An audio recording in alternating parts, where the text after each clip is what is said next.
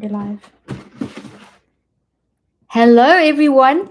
Well, I'm thrilled to have you join me today, and I am really excited about talking to you about this incredibly important topic of how to help our children become resilient, and in the process, helping us become resilient.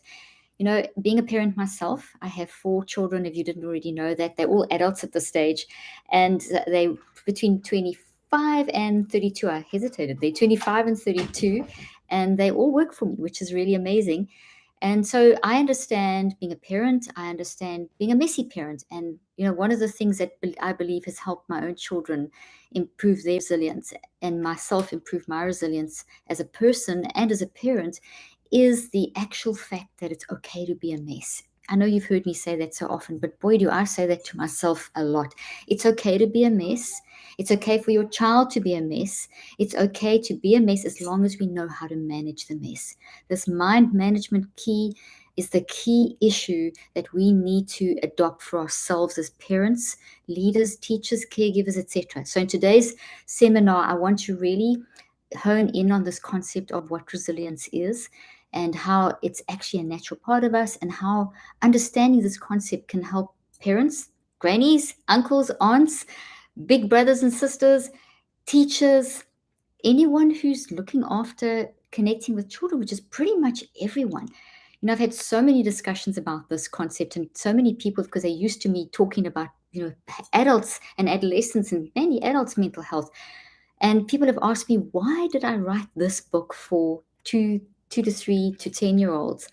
And so this is my reason why. A lot of reasons, but the main reason is because when it comes to developing resilience, the sooner we start, logical, the better. We need to come at this thing not just from helping the adolescent and the adults manage their mental health, but we need to come at it from this side, that we can be proactive and give our children the tools to manage their mental health and unmask their natural resilience. Okay, so that's one of the main reasons I wrote this book. The other main reason I wrote the book is because I've been in this field for so many years. I have worked with thousands of kids. We reach millions of people through our platform now, and I really believe it's time to have something to put in the hands of parents and teachers for this age group, because my other materials basically from 11, 12 up can be used for that age group. And the way that mental health has been spoken about really, really concerns me. I've been in the field 38 years, and I remember when I first started practicing, and I've watched this over the trajectory of my career, I've watched how this approach to mental health has changed, and how we've gone from looking very holistically at a child and an adolescent and an adult humans in a very holistic way, in terms of, what is the context, what are they going through, who are they, what's happening in their life, how are they showing up, why are they showing up like this. That takes time, but that approach is how I was trained, and it's, if you think about it, it's very logical. If someone's showing up in a certain way and it's different to what they were and it's disruptive, there's obviously a reason behind it. And that's what we need to look for. And just diagnosing and labeling and potentially medicating, or just giving a little sort of short bout of techniques or something, is not enough to help a person. And it can actually be quite limiting. So, what I like to say to people is, let's rather describe instead of diagnose, because diagnosis is kind of limiting, and it's fantastic when it comes to things like Parkinson's and traumatic brain injury and diabetes and type 1 and 2 and all these lifestyle diseases. That's really important.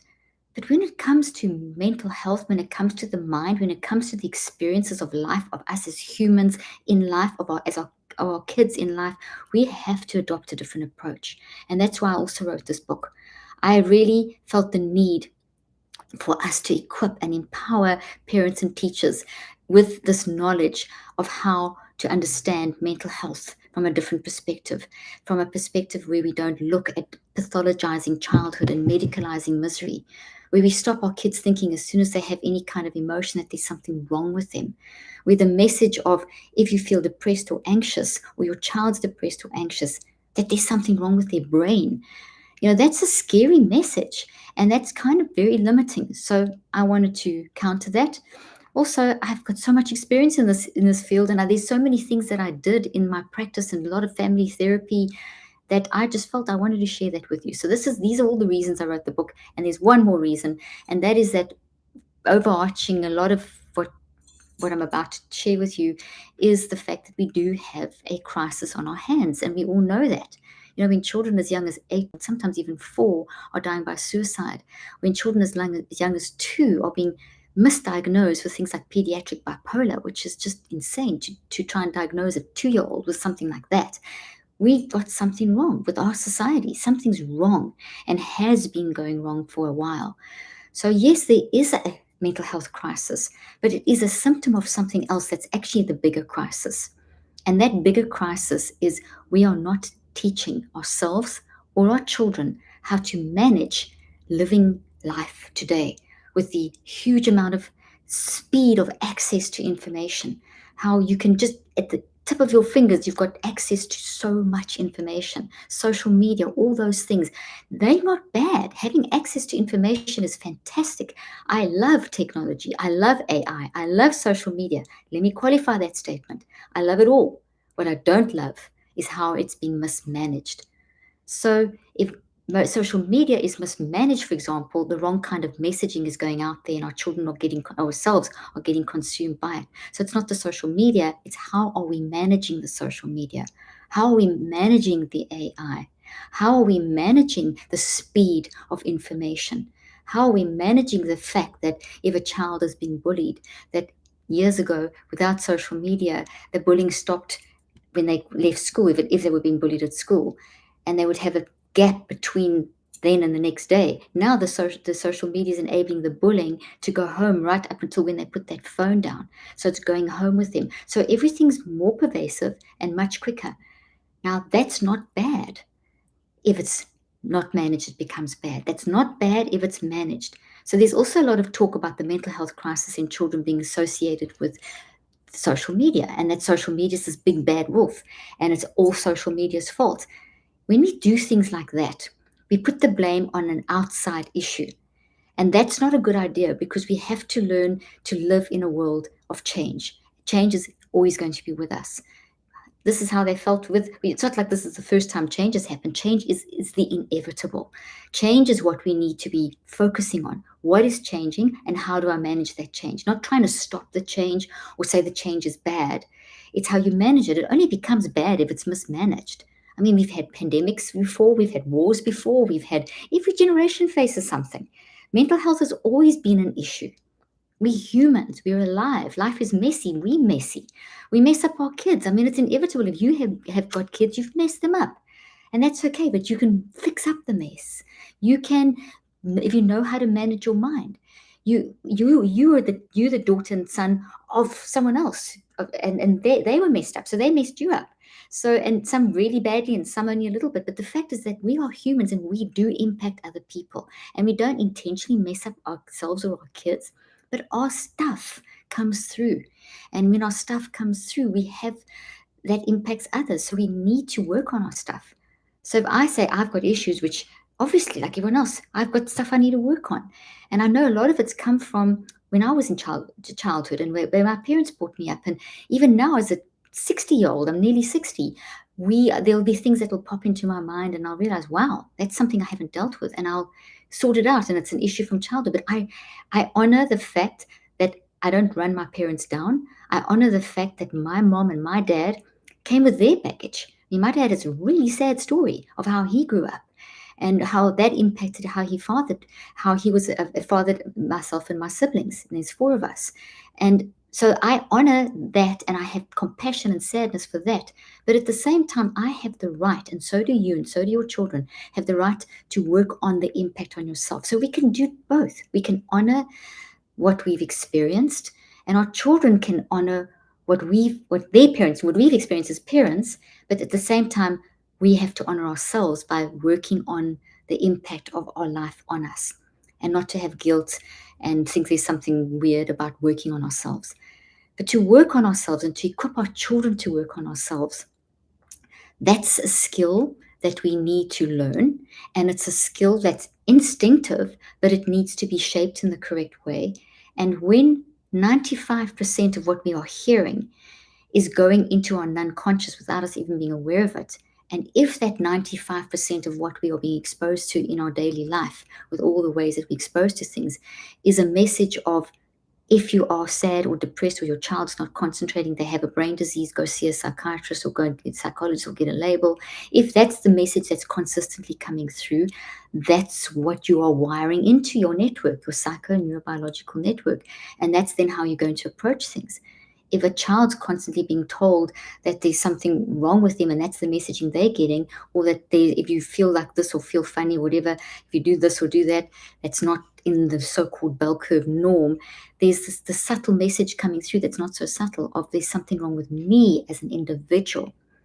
So what we need to do is make the distinction between the experience of being a human in life and the impact of life on us, and how that's impacting how we are showing up and how we're going to manage that.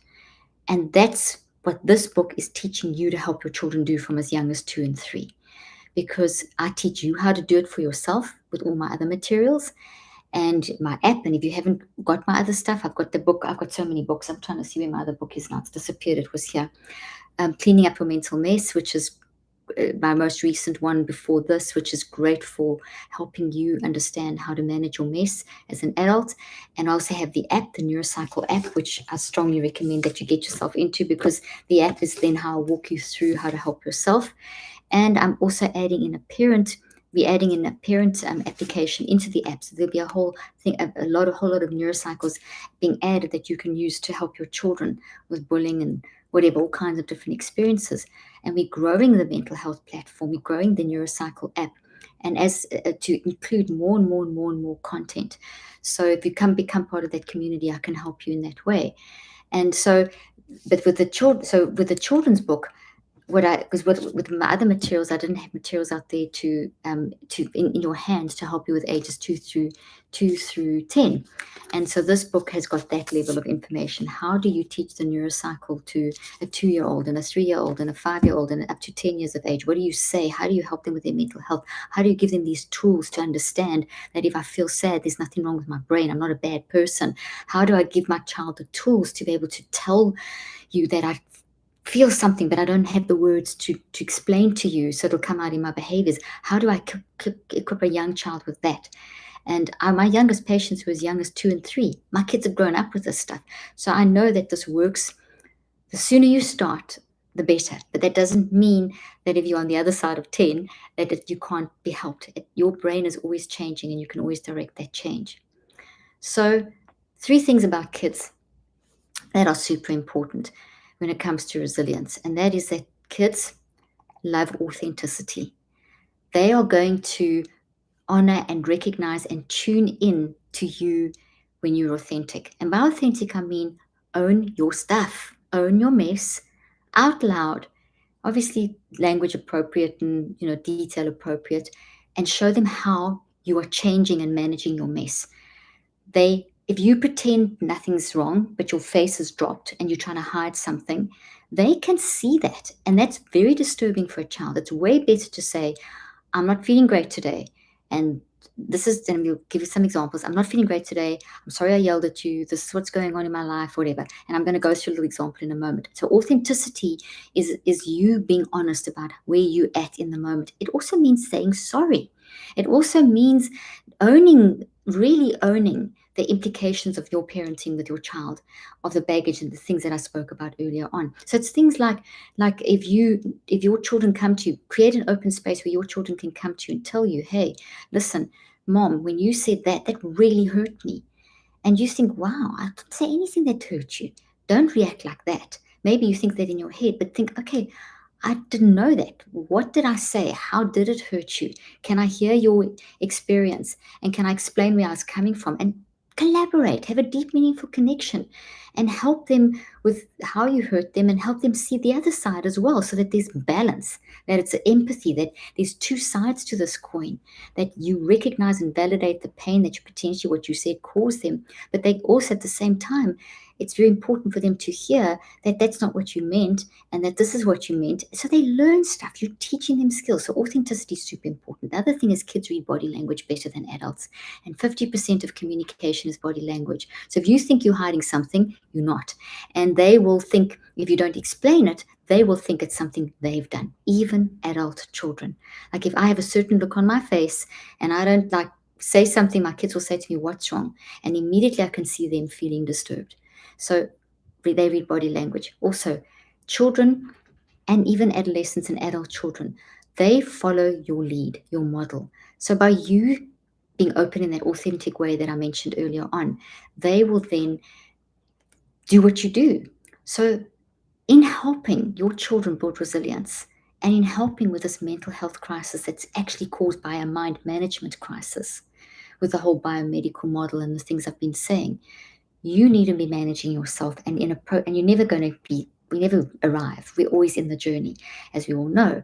But you need to live a lifestyle of working on yourself, and that's then going to translate to how your children work on themselves. So I'm going to give you some tips for doing that. Okay, and we're going to talk a little bit about where you can find all of this in the book, and also what I have to show you, which I'm so excited about. And thank you for all these great comments and things, and people from all over the place. You've got people from all over the world: California, France, Singapore.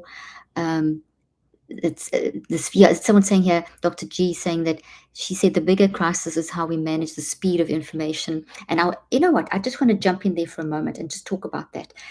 The speed of information is very, very stimulating to the mind-brain-body network, the psychoneurobiological network. We built to handle that, but it's the way we manage it is key. So if we just keep scrolling through social media or scrolling through headlines and not actually read, like how the news comes up and you just see the headlines and you see what's trending and you just kind of read the headlines and you just keep doing that, and then you jump into social media and keep doing that, and then you have a thought about something, you go and do some research and you just kind of read the headlines, that is not good.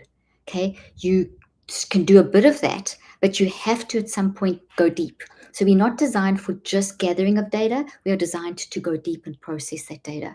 And so one of the key things to helping develop our concentration and attention and keep the sort of hyperactivity and overstimulation under control is by bringing in deep thinking. And it's training yourself to not just scroll. So for example, if you scroll through and you see which of those, in one scroll, you open your screen and you see the news coming up. Let me give you some practical tips. And you look at those, like there's probably 6 or 7 things that come up on your screen. You know what I'm talking about. Let me grab my phone and show you. Okay, you all know what I'm talking about, but I'm just going to do this. Okay, so you see, oopsie, you see that scroll up. Okay, there. Don't just go through just like read the headings. Choose one, click on it and read it. And if it's an opinion that is challenging to you, good. It's great that it challenges you. So it makes you think. So why is it challenging you? So ask yourself some questions and maybe go and find something else related to that and another point of view and another opinion. In other words, try and focus in on reading something deeply. Go down and not just across. And that goes for everything, whether if you're on social media and you're scrolling through and you're starting to feel that sense of unease because of the amount of information coming in, social media, TikTok, the news, this information just coming at you at such a speed, emails popping up, text popping up.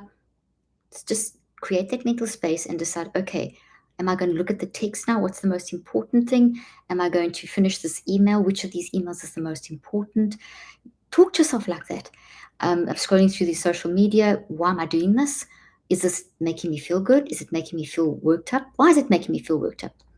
Why specifically? Do I want to spend time seeing why that particular post that person has said is making me feel this way and making me maybe behave in a certain way? Have I been looking at this for too long? Is it a few days? Is there a pattern?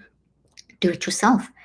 And then teach that to your kids. So instead of just carrying on reading the comments and going to the next post where you haven't resolved that, go deep, spend some time looking at asking yourself why you're reacting in that way. I mean, I'm just giving you, throwing a few tips out there.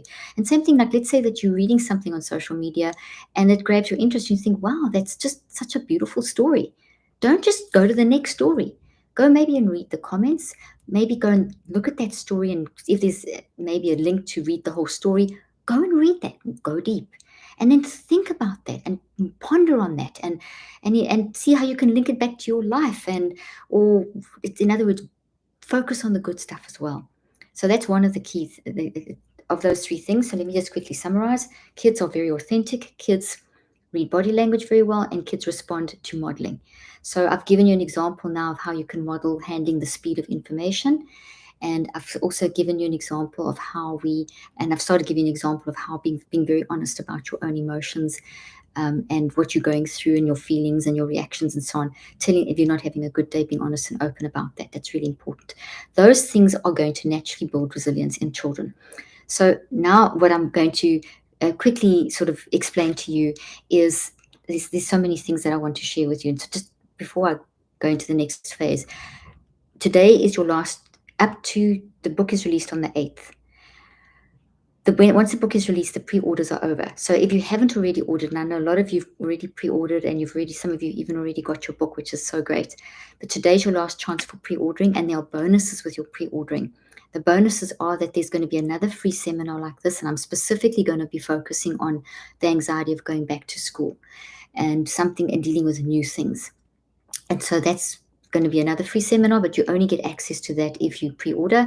And then the other pre-order is for those of you that haven't yet opened up the book.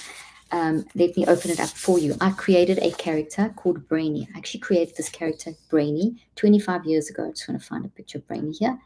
And Brainy is a cartoon character. There you go. And Brainy was created by me with a Disney artist 25 years ago, and we used it in some of my books back in South Africa. And now I've resurrected Brainy, got another artist who's updated and modernized. And what I've done is I used Brainy throughout this book. So the cartoon of Brainy appears throughout this book to help you teach these concepts of mind management using the Neurocycle to build resilience in your child. And so in this book, I have got Brainy throughout. And so you can literally, with your young kids, you can literally point to the cartoons of Brainy. So the way the book is structured is that there's information for you as a parent or teacher or caregiver or adult, a grandparent or aunt, uncle, whatever. Then there's little blocks where I tell you how you can explain this to your child. And we'll go through the structure and the things in the book a little bit more as we move on. But there'll be these like gray blocks. That's explaining how you can explain this concept to your child. And then there's all these cartoons to help you as well. There's 3 parts to the book, which I'm going to tell you about later. So now also, in addition to this, I have made a toy. So we've actually made a little toy called Brainy. And you may have seen this if you follow me on social media, which I hope you do, because I give such good information. And it's worth going deep with my stuff, okay, to help you with your mind. Mind drives everything. We're going to talk about that as well. So Brainy is this little software that I've created, and Brainy walks the mental health journey with you and your child, and his superpower is the Neurocycle. And this is very appealing to a child. And we also know if a child's very young and they can't explain themselves, they can go pick up this toy. And I'm going to explain also exactly how to do that. Let me just show you the rest of the pre-order bonuses. We also have created a coloring book. And this coloring book is filled with scenarios, Brainy and friends, different scenarios. For example, this one is there's Brainy scared, so they can color it in. And there's a blank page next to each of these pages. And that blank page is for you to make notes on, for your child to do more drawings. Or if this is what they're feeling, you've got a whole blank page to be able to color that in. I mean, there's a whole bunch of scenarios. For example, let me find one over here. Meeting up with other characters. There's someone in a wheelchair there. There's diversity is great and our differences should be celebrated. Brainy's friend falling during a race and whatever, and they how you help your friends. So there's a lot of different scenarios, and we're going to have a whole series of these coloring books. So for the pre-order bonus, if you order now until Tuesday, when it's the 8th, whenever the 8th is, I think it's Tuesday or Wednesday, you get access to the free seminar going back to school, and you get access to these with a huge discount. These are on my website, drleaf.com. So when you pre-order, and then I'll get through the housekeeping, when you pre-order, you register your pre-order. The link is in this in the comments section. Then it takes you to the site. You register your pre-order there, and then you'll get access to the conference, the seminar, the free seminar, and how you can buy Brainy and the coloring book for 50% off. Well, I think it's 50% off. It's a huge discount.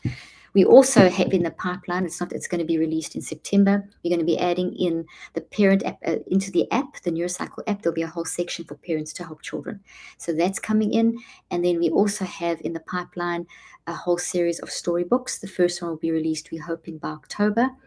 And that's basically stories that you can around you with Brainy, going through various different scenarios. So it's a full-on storybook with a lot of characters, a lot of imagination that you either read with your child or to your child. So we're giving you a whole toolkit, and it's going to be growing. We'll be bringing out more toys, more storybooks, more coloring books, more things, all kinds of stuff that we have to help you with your child. We believe so much in this because, as we all know, there's so much talk out there on adverse childhood experiences, the ACE score, how that can impact our adulthood. We all know that. We all know unmanaged chronic stress leads to mental and physical health problems. So the sooner we start this, the better. We also don't want our kids growing up thinking that there's something wrong with them if they have emotions, like I already said. Okay, so the first thing that we need to understand when we help with our kids is create a designated space in your home. So this is so we've done the three things. They're authentic, they read body language and modeling. You need a model for yourself. Now we're going to talk about very practical things. Let's talk about creating a space. Then I'm going to talk about how to do the 5 steps. I'm going to give you an example, and then I'll answer some questions. Okay. And so overarching, before I talk about the designated space, is that resilience comes from doing all the things that I'm saying. So resilience is naturally inside of us. We are born resilient, but what we've got to do is unmask it and develop it. And if we are telling a child there's something wrong with their brain when they've been bullied, that's not fair, that's not the reason why they're feeling sad, you actually mask the resilience. Resilience comes from helping a child with the active ingredient of self-regulation and basically developing that. So how do we build resilience? In a nutshell, we need mind management. How do we do mind management? We need a system. What is the system? The Neurocycle. And what is the active ingredient of the Neurocycle? Self-regulation. And the Neurocycle is a system that helps to drive the psychoneurobiological network in the right direction. So you can put all the techniques, like if you use like cognitive behavior therapy techniques, if you like positive affirmations, if you're using the great wisdom that you have, parenting books, great ideas on social media.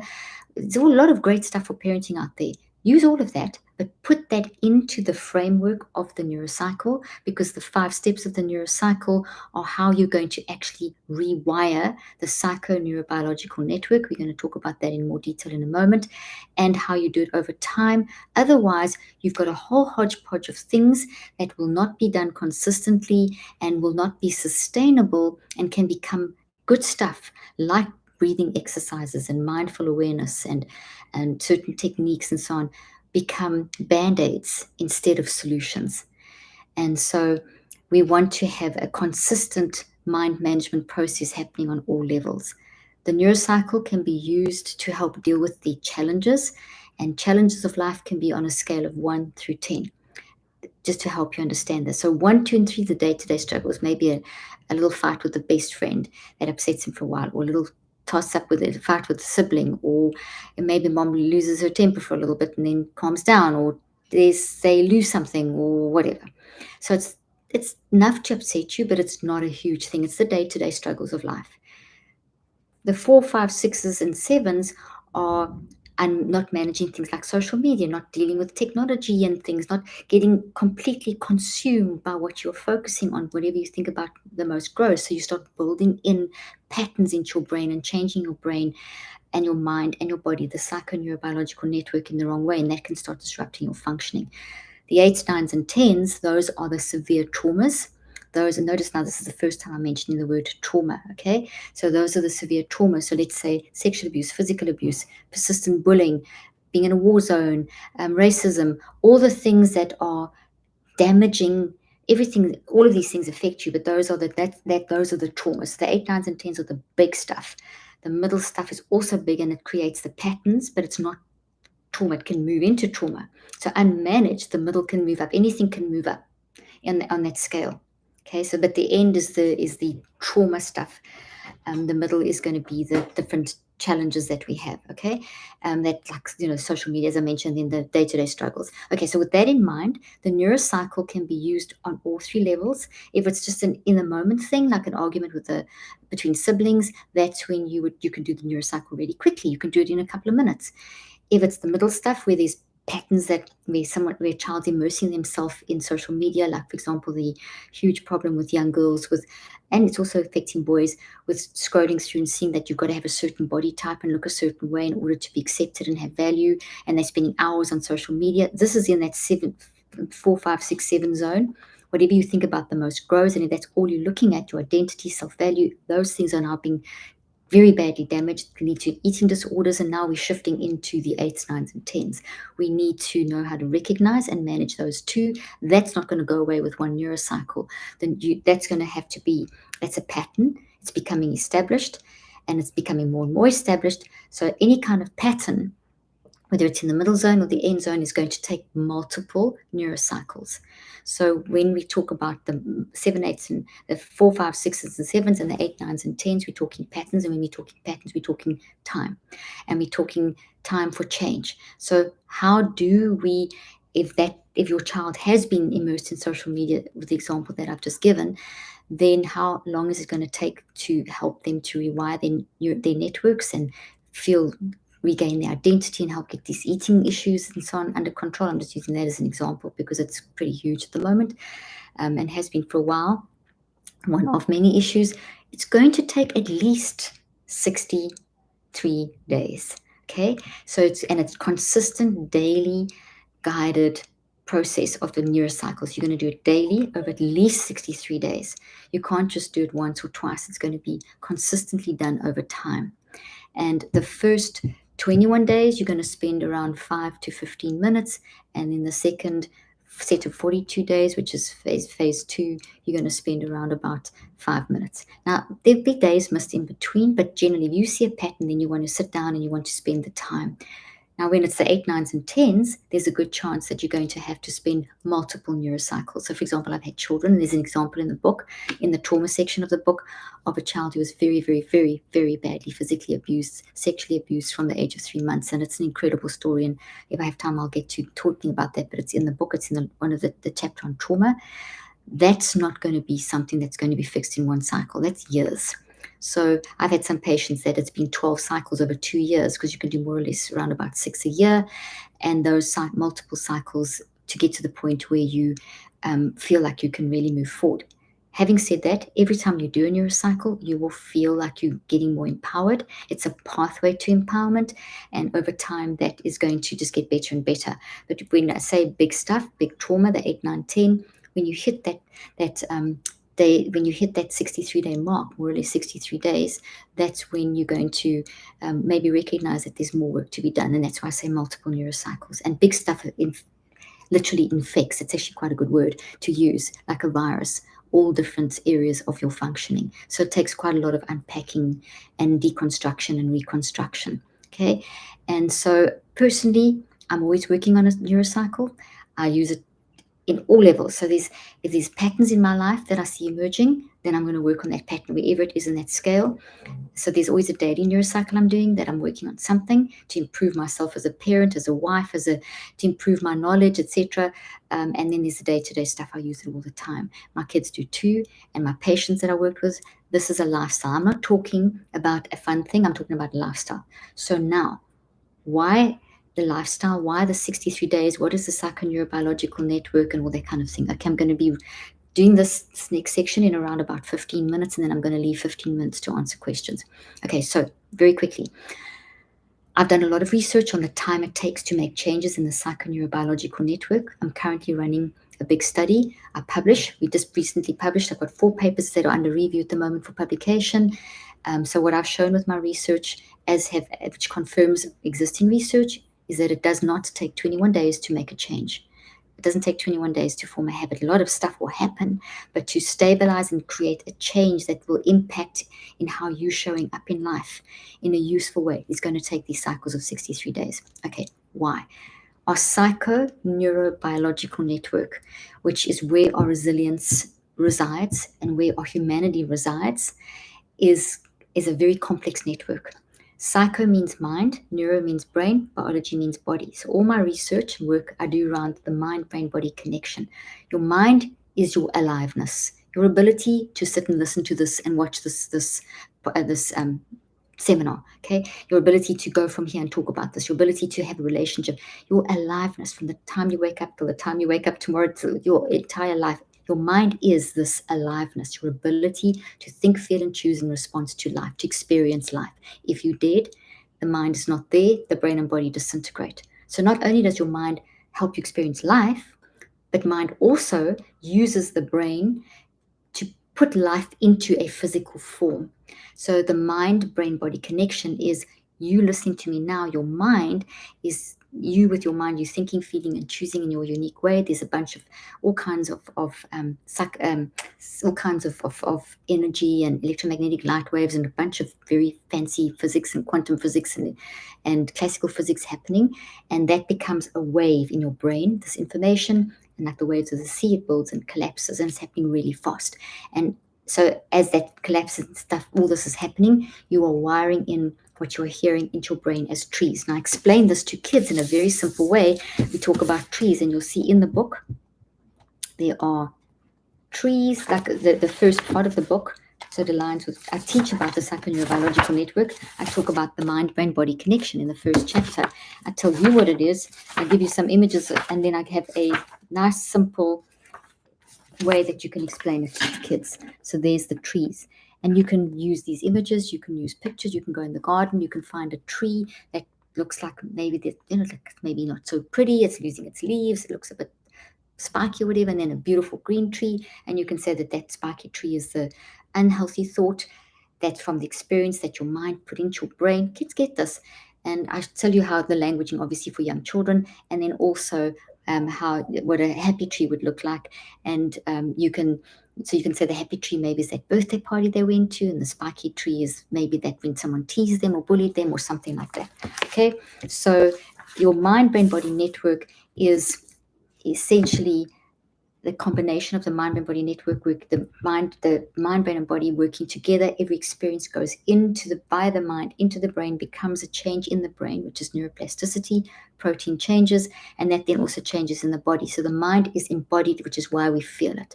Okay, so that's important to understand the 5 steps of the neurocycle, because the neurocycle is based on how does it get into the network, how do we show up, because whatever you experience goes into the mind-brain body network, and that drives who you are. So if you're being bullied, it's going to go into your network, drive how you're behaving, how you're feeling, how you're looking at life, how your body's functioning. If that's a parent's going through divorce, that experience is going in, wiring into the mind-brain body network, becomes a driver, and is showing up in how you're doing your schoolwork, how you're showing up with your emotions, how you're showing up, in your relationships, etc., etc. How you're showing up in any one moment is because you're being driven by what has happened to you, and it's wired in. So to find that in the network and activate it so that you can change it requires a step-by-step process. I've done all the science behind it, simplified it into these 5 steps, and these 5 steps, when you do them, are finding these networks that are connected to how you're showing up and helping you embrace, process, and reconceptualize, or deconstruct and reconstruct. You can't change what's happened to you, but you can change what it looks like inside of you, and therefore how it plays out into your future. So you can't change the fact that you were maybe bullied or your parents are getting divorced, but you can change what that network looks like inside of you, and you can teach kids very young from this, okay? So the 5 steps, we're going to come to the designated space in a moment, are to gather awareness, to reflect, to write, draw, play, to recheck, and to active reach, okay? And so the gather awareness is to give you an analogy, if you think about flying a plane, first of all, the pilots have to prepare the pilot, co-pilot, checklist, engineer. There's a whole tower at the airport. There's a bunch of preparation that goes on. So just before you start the neurocycle, you need to prepare your brain. You need to prepare the neurophysiology of your brain. And when you do that, You do with things like breathing, meditation, mindfulness. I give lots of examples in the book, lots of examples in my app, and there's examples all over the place. But that doesn't fix the problem. That creates general awareness. It's preparing the plane. Then you have to fly the plane. Okay, the plane's going to take off. Very focused, very specific, it's not just take off the plane. There's a lot of specificity that goes into that. So the gather awareness is the plane taking off. Now, if you just prepare the brain, breathing meditation, and you just gather awareness of emotions or something, and you stop there, you're going to make yourself and your child worse. It's not enough just to say, I feel. You've got to go much further. You've got to prepare your brain. If you stop there, stuff's going to come up. What do you do with it? If you just prepare and take off, gather awareness, the plane's going to crash. It's kind of like the pilot knows how to prepare the plane and take off, but doesn't know how to fly or land, the plane will crash. So we have to teach our kids to prepare the plane, take off, fly, and land. Okay, and it's a cycle.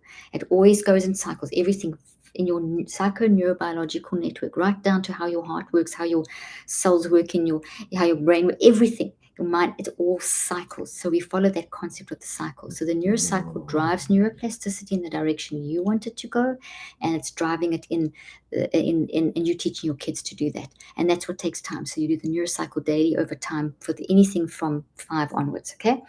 So then the next step down, once you've gathered awareness, so let's talk about gather awareness. What do we gather awareness of? Of 4 signals.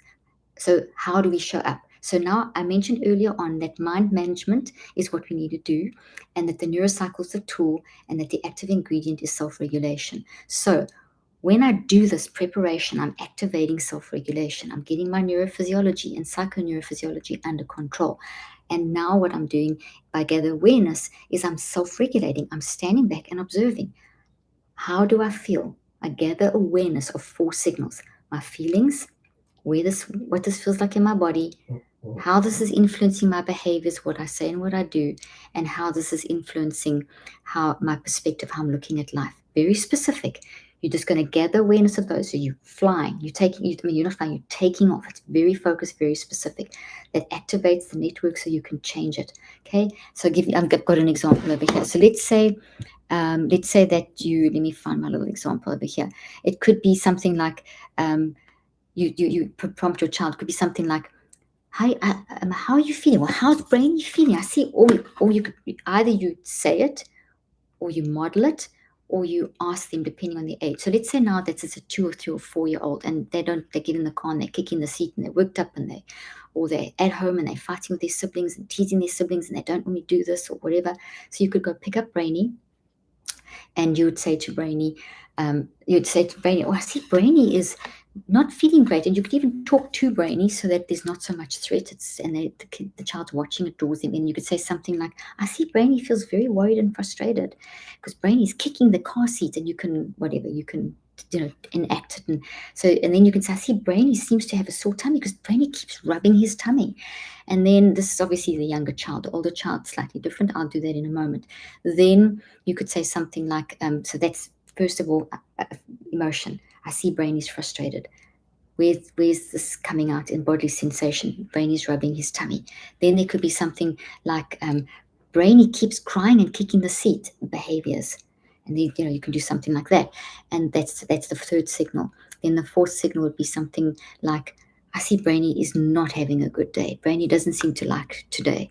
Doesn't seem to like them. So what's the lens that Brainy's putting on in that moment? Now that could be done with an older child, like, I see you seem a little frustrated. Are you frustrated? I see that you don't want to talk to me. So frustrated, emotion. You don't want to talk to me, behavior. You seem to be rubbing your head. Is your head sore? Maybe because you're frustrated. So you're prompting with questions, and then perspective. You seem to be not too happy today. I'm seeing this. Am I right? Am I wrong? Can I help you? I know this is not who you are. You're showing up like this. So that's kind of the idea. Then you would go to reflect. So next step. So by doing those 4 signals, I've taken off. Okay, prepared the brain, taken off. Maybe your preparation was something like breathing in for 3 counts and out for 7 or whatever. Okay, then you're going to fly, and the flying is reflect, right, which is the 3rd step, and then recheck. Okay, reflect. Why is Brainy frustrated? Why are you frustrated? What else do you feel? But not judgmental. It's, wow, I wonder why you're frustrated. Make sure that it's not judgmental. It's curiosity. You're not attacking them. You want them to understand and be curious about why they're showing up that way. And so you'd go through the why of those four signals, getting more information, more emotions, more details. Then you say, okay, let's write this down. Third step is write this down. So you either write it down on a big piece of paper, and we're going to talk about the designated space as soon as I've explained these 5 steps. You're going to get it, but don't journal here at this point. Just get it down. Draw pictures, draw bubbles, draw circles, write sentences, write phrases. If they can write some, you can write some. If they can't write it, they can just scribble and draw, and you can draw pictures for them. You can have boxes, and you'll see this is one of the tips I give in the book. You can have boxes of cut-out pictures of the 4 different signals. They can pick those up and put them in and so on. Okay, so that's the third step, which is really changing the network so you can make the change, and you're going to start seeing the root, the cause, what's the reason behind. Then the recheck is to look at what you've written. If they don't want to write, you can dramatize it and say, okay, let's see. This is what's going on. What can we do about this? So it's solving the problem. This has happened. What can I do? How can I look at this differently? How can I reconceptualize this?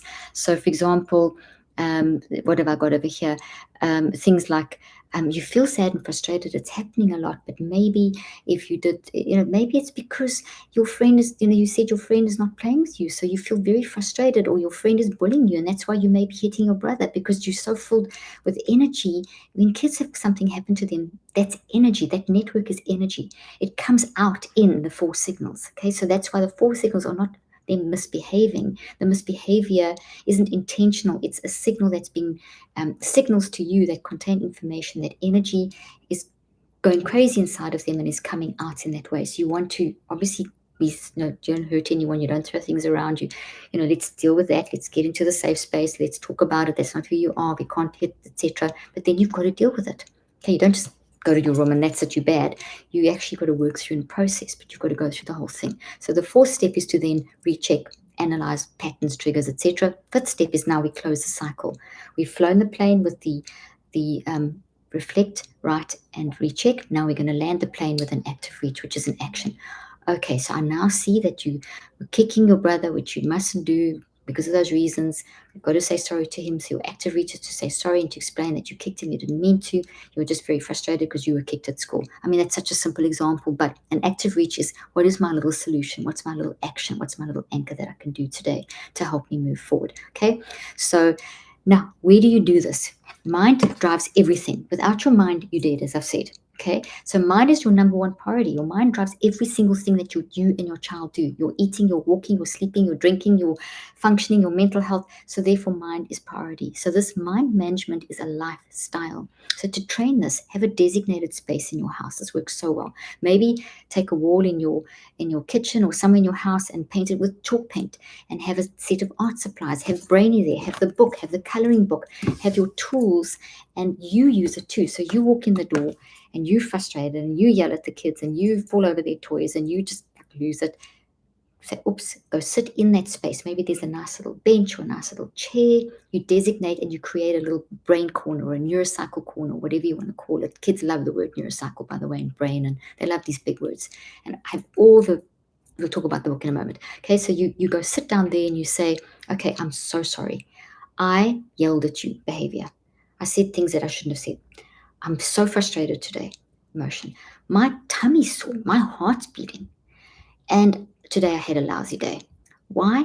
Well, you know what? I think I've just been working too hard and my boss said it's really whatever. And then he said, let me show you how I feel. And you go draw a picture and write some words. At that point, you've invited collaboration, deep meaningful connection. Kids are so wise. They'll come up and say, shame, mommy, shame, daddy.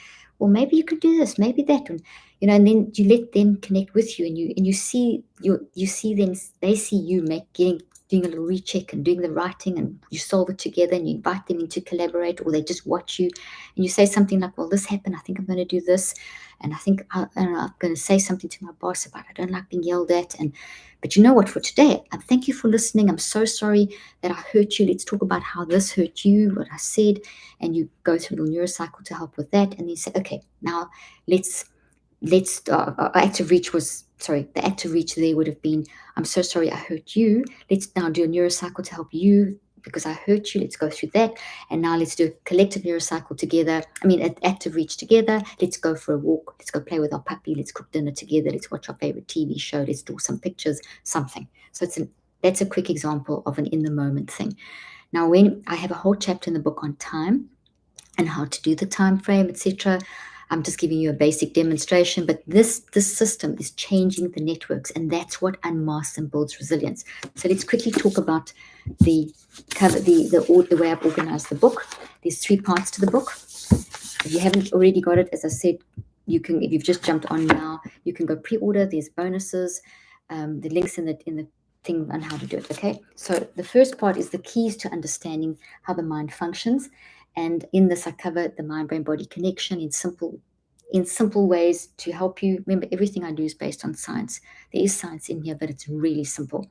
So how to understand it for yourself and how to explain it to your child. I have developmental tables. Okay, let me get to that. I talk about what are thoughts, what are warning signals, superheroes, brainy superpower, the neurocycle, helpful guidelines, the power of self-regulation, all of that content for you in brainy characters plus content then for how to explain to the child. Then I have in there as well, I have in helpful guidelines, I have an actual table on what to expect, the developmental table. So here is what to expect at each age. For example, 3 to 4, how their mind is working, the social interaction, the language, and the whatever. So in the age group, and even what to use. Then I have a warning signal table where I say when it's a 3 to 5-year-old, ask the questions like this and so on. So it's all broken down, very user friendly. The second part of the book, I take you through the neurocycle in depth. So the second part, all the chapters with all the little images. Here's a little image for the power of self-regulation. That's Brainy looking at himself in the mirror to teach the concept of self-regulation. Obviously, first with a young child, you co-regulate and you move towards self-regulation. But I'll tell you exactly like how to do step 1, gather awareness. Each step has got an image that comes up consistently throughout and so on. In the third part, I help you manage the situation and I help you apply this. And the application is in life experiences. So I talk about trauma. And I talk about trauma in the neurocycle. So I talk about trauma, how to recognize it, what it is. That's the 8, 9s, and 10s. I even give you a little scale that you can rank it on. And then I give you a trauma neurocycle, how to do a trauma neurocycle. And that's the story of the young boy who was really badly raped and abused. And his stepmom, he was taken away from his biological mother, and his stepmom was doing everything in her power. This child couldn't sleep. Every label, medication, behavioral problems, you name it, it's all there. And I didn't even know about this child and I've got thousands of stories I could have put in this book, but it made such an impression on me because this mom actually the reason I know about this person is because this mom came on one of my research teams and was just in the research team and didn't even tell me, thought she'd try the neurocycle just to help herself manage and get through the trauma of not having this child sleep through the night and so on. Long story short, she started doing the neurocycle. It helped her to be less reactive and calm herself down. At this stage, the child was 8, saw the mom change so much that he said, what are you doing? I want to do that. So she taught him the neurocycle. And within 4 days, this child was sleeping through the night, stopped having nightmares, stopped betting. And then this neurocycle has now become a lifestyle. I did intensive interviews with this child, and it was unbelievable how this child learned to cope. And I put stories throughout this book because it's just a great way that this child's applied it without even seeing me, without even having an application on his level, and how the mom and how it changed their whole family and so on. So there's stories from the dad and everything. Anyway, so I also talk about identity issues and how, and then there's a neurocycle example for identity. I talk about social interaction, including things like bullying, which is a huge deal, and a social interaction neurocycle, labels, the whole thing of labeling and how we've got to be so careful and what to do if your child's been labeled or you've been labeled. And I give you a label neurocycle, and then sleep issues I cover as well. Sleep issues in the neurocycle, how to help children with sleep and so on. So there's a ton in there, and there's more and more that we're going to be adding into the app as well. So now I've got a few minutes left, and I'm going to jump into some of these questions. Is this recorded to rewatch later? You know what? I'm not sure. Let me find that out and we'll let you guys know. I'm so sorry. My puppies are in my room with me and are about to start barking. I apologize. I have 2 little Shih Tzus sitting here with me. There's someone, let me see, Neurocycle is the name of the app. Yes, the Neurocycle is the name of the app. The book is How to Help Your Child Clean Up Their Mental Mess. And the app currently is for, I'm so sorry, I'm going to let my dogs out. I'm so sorry. Okay. They came to get the dog. Sorry, I'm not in my studio. I'm actually in Miami at the moment. I'm looking at the sea to the right here, and it's a bit noisy, so I'm sorry about that. My dogs normally just sleep next to me here, but they got excited. Okay, so the app's called the Neurocycle app, and we're putting a children's ad in from still be in September. There'll be a how to help parents help their children, so it aligns with the book that will be going in. And the app's a community, so the app is constantly growing and developing. It's a mental health platform. And so the Neurocycle, literally me giving you therapy ideas for decompression, mini neurocycles, everything's in there. Okay. Will you create a video to watch along with the book for a child who's visual and auditory learning? That's a really great idea. We are actually starting a private club where we will have all kinds of things like that, webinars, videos, etc., to cover all kinds of aspects. And that's where we would have something like that. So yes, that's going to be done. And that feature will be a special feature run through our app. And you'll be handling all kinds of details like that. And it's going to be basically a private club, and you'll be able to see that kind of thing in there. Not available yet. It's being worked on. We're hoping to release it early next year. Where is the link for the proof that I pre-ordered the book? That should be in an email to you. How does the brain develop? I saw a video talking about teaching children to read too soon is damaging. No. Your brain is your mind is basically your mind brain body network are growing together, and we need to build our brain all the time. So you read to your kids. Even when my kids were newborns, I was showing them books and reading. Reading is absolutely phenomenal at helping you to go deep, like where I started the seminar, helping to develop imagination, helping to calm you down, helping to do so many things. Even in this heat, which drains the brain, reading will rebuild the brain. So the brain is constantly developing, and you can direct the development. So anything that's toxic can damage development, but you can heal development. So this mind management tool is helping to counter the damage that can happen when we go through toxic experiences, which we will. Okay, so that's why this is a lifestyle. So if you can't answer all questions, can you answer the questions and email us? There's a million questions here. I'll do my best to do as many, but I'm going to be doing so many seminars and series on all these different concepts and things. So I think brainy is that shade because everyone's brain is the same color. I think it's a good way to unite them. Yeah, yes, brains are generally pink. And the idea of brainy was that your brain doesn't control you. You are not your brain. Your mind is not your brain, okay? And we don't want our kids to think that there's something wrong with them and they can't control their brain. So the whole idea is I hold this, that's brainy. I can change brainy's brain. And we're going to bring out a whole series of toys. This is just the first one. So brainy walks the mental health journey with you. Brainy is the superhero. We had what is this? Okay. Does this help children with autism? I worked a lot with autism. So a lot of the principles that I teach are based on all the experience I had working with autism, dementias, ADHD. ADHD, I don't see it as a disease. It's a learning challenge, and it's attention hyperactivity description, not diagnosis. It's a description. Worked a lot with that. So all my systems are developed based on that experience with neurological stuff, trauma stuff, learning disabilities, etc. So I worked in schools with children with autism. So the basic principles in here can most certainly help. We've had a lot of feedback from parents using this to help children and adults with autism. Does the Audible have a PDF? Yes, the Audible does. I have a teen who suffers from an eating disorder. Should I start with this book or another? I would get both. I'd get the app with your teen. Apps love technology. Apps love technology.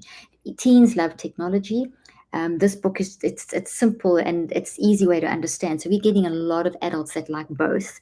And we've got then my other book that goes along with the app. I'd get the app and I'd get Cleaning Up the Mental Mess, which is basically for adolescents and onwards.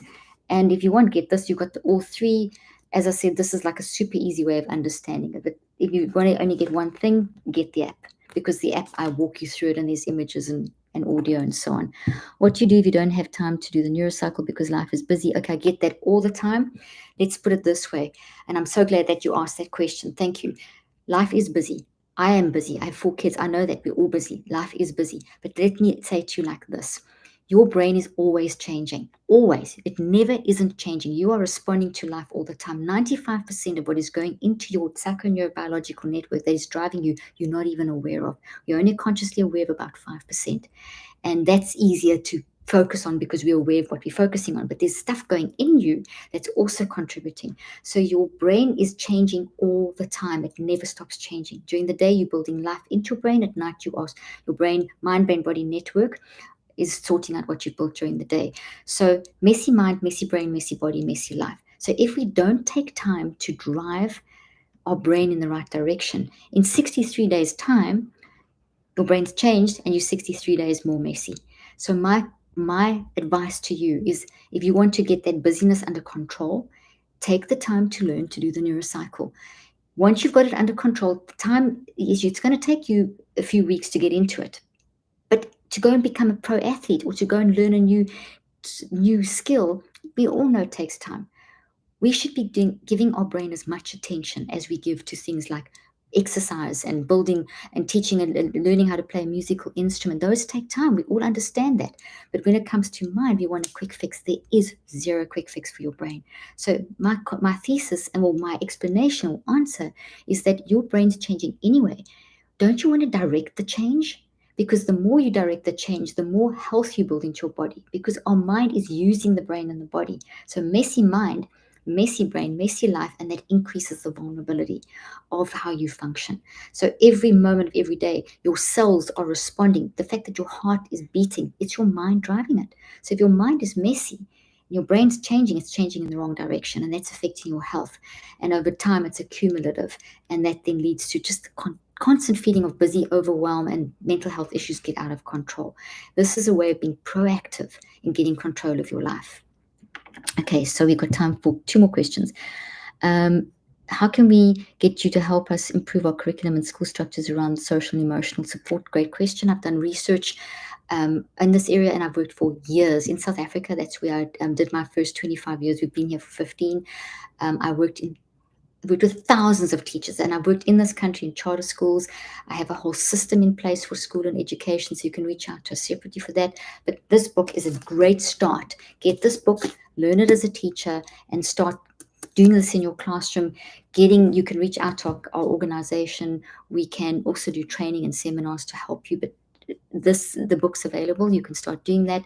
I have just recently done a study. The paper is going to be published very soon on huge 350 areas in New York schools working with teachers. The well-being of a child is based on the well-being of the teacher. The well-being of the child is based on the well-being of the parent. So when you're looking after yourself, you're looking after your children. So these principles, you as an individual, using them in your life and using them in your classroom if you're a teacher, starts the process, and then it's conversations, and then it builds and builds. But I have got systems, and if you want to know more, you can reach out.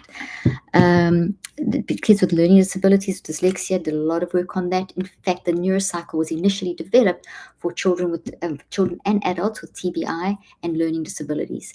And so there's a whole application of the Neurocycle to build your brain, to learn, to actually build in knowledge. So the Neurocycle, the way I've explained it in this book, and there's also some brain building in here, is going from the signal of uneasiness, of emotions and so on, and then working backwards to find the source and reconstructing. And the way we tell the kids that is, you're going to use the signals to find the toxic tree. And the toxic tree's got toxic because it's got roots that aren't healthy. And so we're going to dig away at the sand around the roots, and we're going to put plant food on, and then that tree's going to grow healthy, and eventually the toxic part of the tree shrinks, and the healthy part becomes bigger. So I can remember how it was, but that doesn't influence me anymore. So that's kind of a summary of how you explain that to kids. And that's what the Neurocycle is doing. It's helping you find those toxic trees, helping you find the roots, helping you reconstruct them. You can't pull the tree out, you can just change it. When it comes to learning, you go the other way around. You're taking from the content, the knowledge, and you're building it into your brain through the Neurocycle. So I don't have time to teach that now, but I will bring that up in the free seminar. I'll start talking about how to use it learning. And I have another book called, if you don't want to wait till the free seminar, which will be in, I think, a couple of weeks' time, then you can get my book, Think, Learn, Succeed. Go to my website, drleaf.com. You'll see it there, and that's how you can use the Neurocycle for building your brain. We are building in the whole how to use it for learning and helping with learning disabilities is being built into the app. Won't be ready immediately, but all of that, what you can get your hands on now is this. There's a little section on brain building in here too. There's the book, Think, Learn, Succeed. We're going to be building it into our app. and I will talk more about it in the free seminar. And you get access to the free seminar when you pre-order today. The book is released on the 8th. Once it's released, the pre-order bonuses fall away, and the pre-order bonuses include this free seminar for back to school, and I'll talk a bit about learning, and it's in a couple of weeks time. And you also get access to 50%, I think it's 50% off, I stand corrected, on Brainy and the coloring book, which are extra things to help you. Well, that's it for today. Thank you so much, guys. I've gone 4 minutes over, and there's been over 2,000 of you that have joined me today. And thank you for joining me. I am thrilled to share this journey with you. And you get the book, give me feedback, keep in touch. We're going to be doing as much as we can to support you and help you build resilience in yourself and your children. It's us at this grassroots level. This is how we will change what's happening in the mental health crisis. So thank you so much to all of you. Everyone's saying thank you from all over the place. The deals only apply to the United States. I'm sorry we can't get this sent over at that price, but you can get the book. And Brainy is available on our site. And you can get the book, though, all over. It's being released all over the world, South Africa, UK, Australia. It's all being released on the 8th of August next week. And so I'm here to help you as much as I can. Keep in touch. Thank you so much. Thank you to everyone from the UK, all over the place. Lots of hearts, lots of thank you. So many great questions. I love, let me see. Okay. Someone says, can you check device? I don't know what, sorry. Just if you're we have got a help desk. Someone's just saying that they're having a problem with the link. Just go and send a question to our help desk and they'll reach out and help you. So thank you so much for joining me, and I will look forward to seeing you at the next seminar, which is in a couple of weeks' time. Bye-bye, everyone.